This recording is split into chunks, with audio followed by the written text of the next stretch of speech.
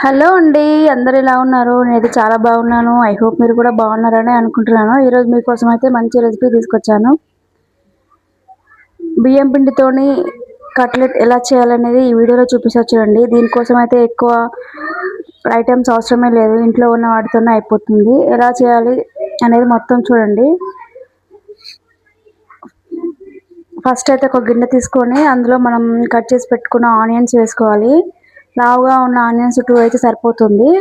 Onions మొత్తం అలా పొరలు పొరలుగా ఇట్లా చేసుకోవాలి. మొత్తం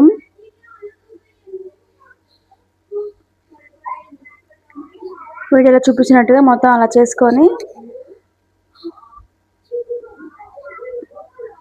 తర్వాత మనం ఒక పచ్చిమిర్చి తీసుకోవాలి. పచ్చిమిర్చి మొత్తం చిన్నగా కట్ చేసుకొని అందులో వేసుకోవాలి. వేసుకొని మొత్తం కలుపుకున్న తర్వాత మనం అదే గిన్నెలో కొంచెం కరివేపాకు కొత్తిమీర వేసుకొని బాగా కలుపుకోవాలి.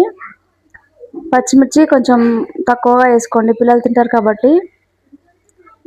తర్వాత అందులో కొంచెం జీలకర్ర కూడా యాడ్ చేసుకొని బాగా కలుపుకోవాలి.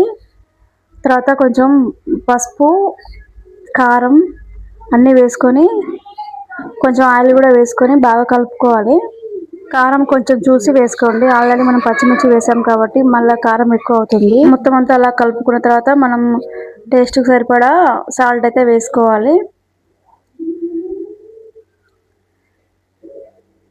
సాల్ట్ మొత్తం బాగా ఉల్లిపాయలకు పట్టేటట్లు బాగా కలుపుకోవాలి.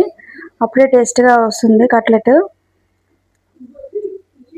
లైట్గా ఆయిల్ వేసుకొని కలుపుకున్న తర్వాత మనం కొంచెం అందులో వాటర్ పోసుకొని కలుపుకోవాలి. ఇంకా ఎవరైనా సబ్స్క్రైబ్ చేసుకోవాలంటే సబ్స్క్రైబ్ చేసుకోండి.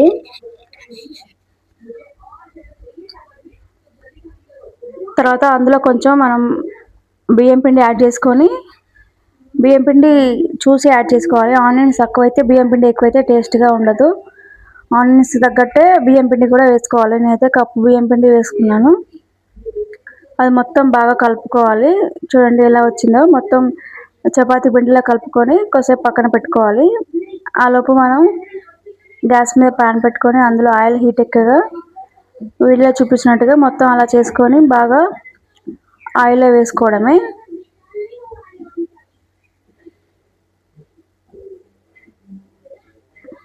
ఆయిల్లో వేసుకొని మొత్తం డీప్ ఫ్రై చేసుకోవడమే. చాలా అంటే చాలా బాగుంటాయి. వీడియో నచ్చితే లైక్ చేయండి.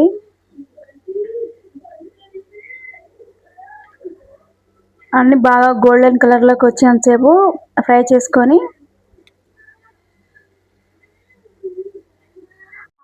ఆయిల్లో కొద్దిగా ఎక్కువసేపు బాగా ఫ్రై చేసుకోవాలి.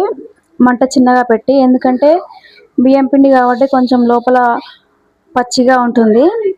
పైననేమో గోల్డెన్ కలర్లో వస్తుంది, లోపల పచ్చిగా ఉంటుంది. అలా ఉంటే టేస్ట్గా ఉండదు. చిన్న మంట మీద పెట్టుకొని ఒక 10 నిమిషాలు ఎక్కువసేపు బాగా ఫ్రై చేసుకోవాలి. చూడండి వీడియో చూపించినట్టుగా అలా ఉండాలి మొత్తం కట్లెట్. అన్నీ అలానే చేసుకొని డీప్ ఫ్రై చేసుకోవాలి. చూడండి ఎంత బాగా వచ్చిందో. ఇలాంటి స్నాక్స్ పెడితే పిల్లలు చాలా అంటే చాలా ఇష్టంగా తింటారు. దీన్నైతే చట్నీతో కూడా తినొచ్చు, టమాటా సాస్తోనైనా తినొచ్చు.